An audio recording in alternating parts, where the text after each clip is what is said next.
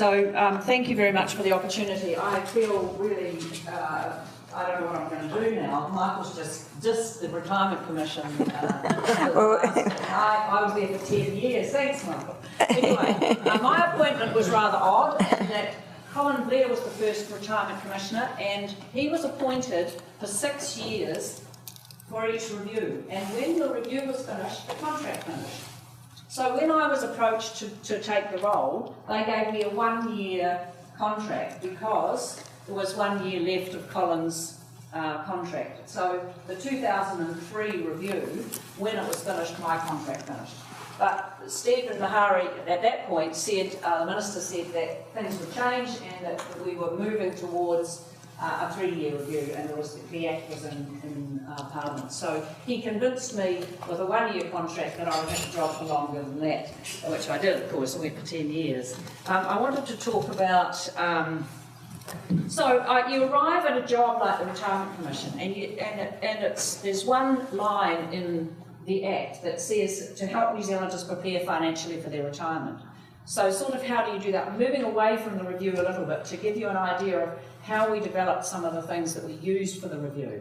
So the first thing I did was, I mean, you talk about people that don't know anything. I spent my life working in places I don't know anything. So what we did was we went around the country and talked to the private sector, the public sector and the NGO sector about what are the main things. Now, Susan had some of them up on the board, but the population didn't really know that. What's the goal? So we went and we said, if we have a goal, and people who have worked with me before will see this, what's the goal? What are we trying to do? And we ended up by saying we wanted financially sorted Kiwis. I won't write it up, but that was the goal that lots of people talked about. And then we said, how do you get there? And I did this on the back of an envelope to people like Alan Bollard, the senior people at ASB. Some of you have been through this with me. And we said, what are the things you have to do to get there? So I did this on the back of an envelope and on serviettes and whatever. And I want to tell you a funny story. I went back to the office one day and I said, I'm sick of doing it on the back of an envelope. I'm sick of doing it this way. Although we haven't finished this consultation yet. Let's talk about it. So, what was that? I don't know. Anyway, what I did was I said to one of the people in the office, who was the person who started the sort of website, and I said to her, can you help me? I want something to go to. I can go to a meeting with individuals or with groups and say, this is where we're at so far, but I don't want it to look really glossy. I don't want it to look finished. So I said, I want it to imagine it's on the back of an envelope so that people will participate. Look what the consultant did. Printed it on the back of an envelope. Isn't that fantastic? Isn't that amazing? So there was our work we were working on, and inside she did pages I could hand out to people who could add their comments. There was a progression, a timeline, what are the things we need to do. And the 3 areas... Hi, we're in case room 3 and we're having a problem with our electricity. So the 3 things we talked about were a stable, effective government policy was the first one. In front of house. Yep. I'll wait till it's clear, it's a bit distracting. Sorry. Will I keep going? Yeah, we can multitask. So the first one was a stable, effective government policy. Was one that we came and we talked a lot about what words do we use, what are we looking for, and then the second one we said a trusted financial services sector. Ooh. Well, you can imagine. I was just about throwing tomatoes. Some of you are from the finance sector. I went along, having worked myself at AMP before I took the job. They threw tomatoes at me. The idea that the Retirement Commissioner would say that they weren't trusted, that it was a goal, that it was an aim. It was amazing. And of course, I got it wrong because they were trusted by a lot of people and they shouldn't have been, some of them. Yeah. And so we changed the word to a trustworthy financial services sector, and we worked really hard with the industry. And the last one was financially educated population. But that was what we did for the first couple of years of trying to get people to understand what are we aiming at. And that was the process we went through. Then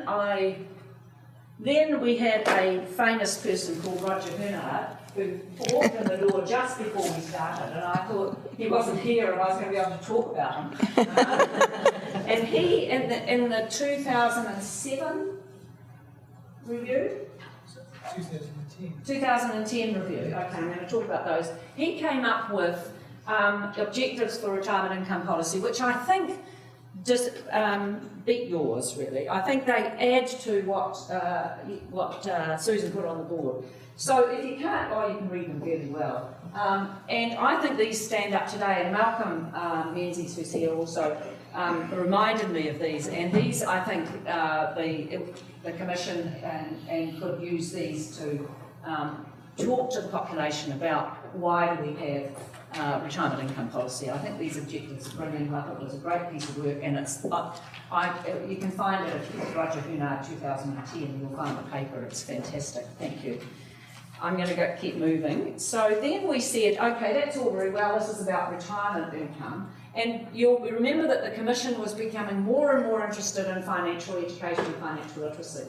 Why wait till you're 45, 50 to start talking about retirement? And if you use the word retirement for anybody younger than that, they just turned off. So we started talking about financial education and financial literacy and why it was important. And then we said, okay, so what are the aspects of the structure that the contributors to New Zealand's well-being that financial literacy would bring about. And when I travelled to OECD countries, there was a real narrow focus on financial literacy, and we had to broaden it out and say that we need all these other things. It's all very well. You can't blame the population if we don't have, and I think, can you read it all right?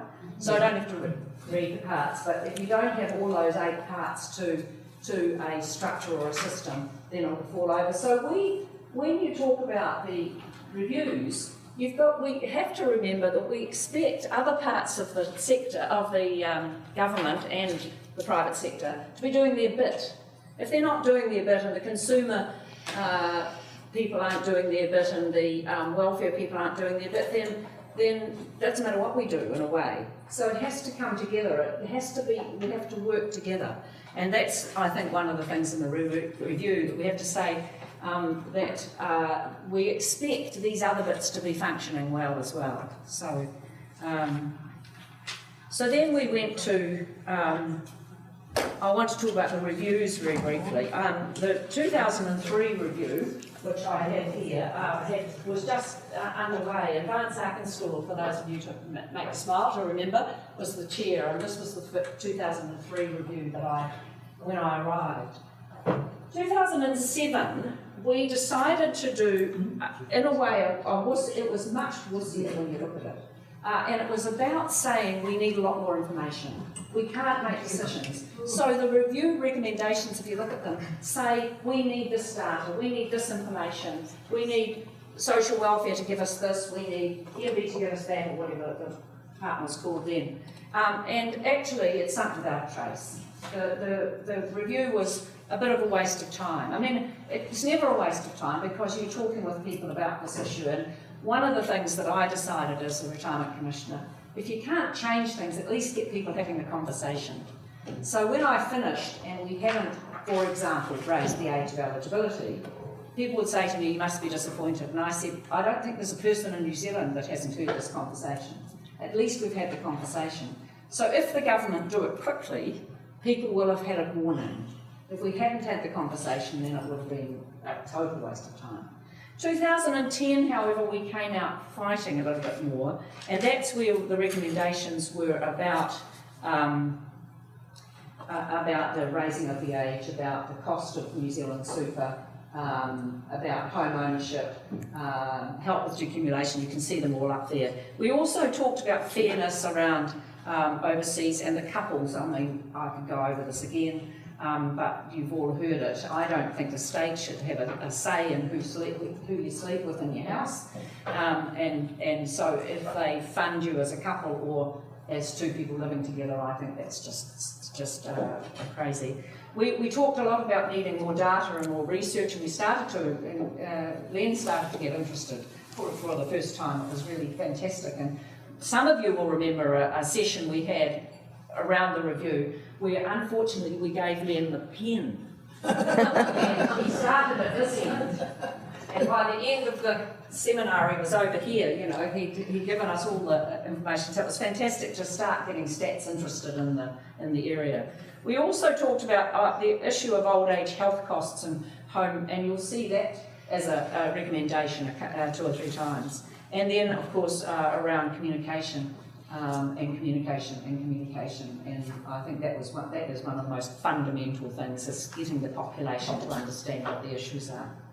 So if we go back to this, you know, do we have stable, effective government policy? Is it got to be a question?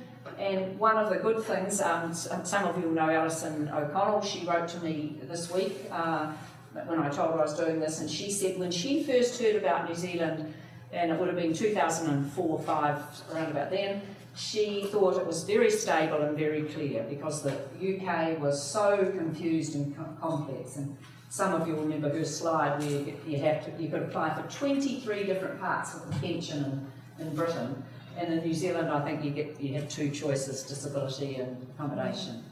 Thank you. So, do we have stable, if that's a good question, I think, stable, effective government policy? She also thought it was simple, and we used to talk about this in different parts of the world, how lucky we were that it was straightforward and simple, that New Zealand's super it was very clear.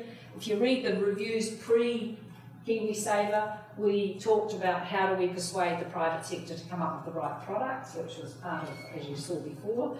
And after KiwiSaver, we talked about how do we make KiwiSaver work better. So, do we have a trustworthy financial services sector? Well, we've had big changes recently. Some people are talking about it later today, so it'll be interesting to hear what you think about that. But if we don't talk about it, I mean, you don't get tomatoes thrown at you quite the same because they're not so public about it. But they were absolutely gobsmacked that in 2000 and whenever it was, 6, that I would have the audacity to raise the issue of that they weren't trusted. It's incredible now when you think about what's happened over in Australia and in other parts of the world. And financially educated population is the last one of the arrows, and we're a long way off that. And I congratulate the Commission for getting the money to go into schools. I just hope that program is going really well, and also that we'll hear more about workplace and other parts where now some people say financial education doesn't work. Well, is ignorance an option? I mean, my answer to that is ignorance isn't an option. We can't expect that society, it's crazy to think that we would expect the population to be uneducated about these things and that someone else would make the decisions for them.